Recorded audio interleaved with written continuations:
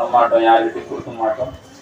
இது வீடு வசதி, வாகனம், பொருளாதாரம், தொழில், குடும்பம், இந்த காரியங்கள்லாம் வெற்றி கிட்டும், வராகி அன்னைக்கு பரிபூர்ணமான ஆசி கிடைக்கும்ன்றதுக்காக தான் குருதேவருடைய அனுகிரகத்தோட கொடுக்குற சக்தி கவசம்.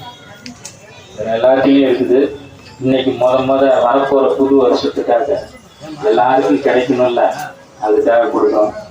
சராசரம் எல்லாம் நீண்ட சக்தி அடிகள் பராவி மனமே பணி பங்கேற்கிருவே பராபர ஒளியே இங்கீத பொருளே ஏந்திழை ஆளே